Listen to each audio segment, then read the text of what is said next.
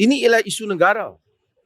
Berapa kali keadaan negara menjadi tegang sebab isu ini. Kita kena ambil rujukan peristiwa Kampung Rawa. Peristiwa Kampung Rawa, apa yang berlaku di Kampung Rawa ialah masjid yang di tepi masjid itu dibina kuil secara haram, dan berapa banyak dalam Kampung Rawa itu kuil-kuil yang lain. Dan akhirnya berlaku ketegangan yang diisytiharkan sebagai dalam keadaan emergency oleh kerajaan. Itu patut menjadi satu rujukan supaya jangan hal ini berulang.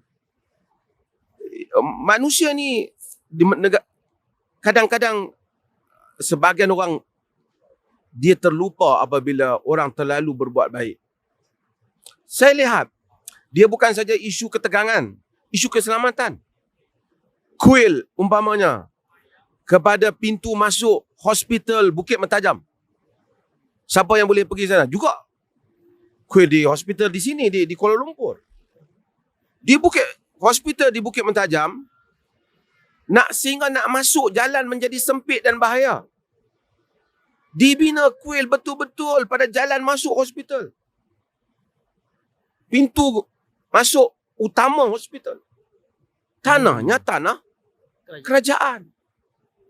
Tanpa memikirkan soal keselamatan orang lain. Soal bagaimana orang datang ke hospital. Keselesaan. Tumpuan orang di situ. Tumpuan orang.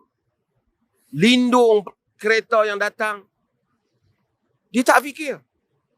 Kemudian dia mempertahankan. Ini belum lagi. Ini semua soal keselamatan. Dan keamanan itu.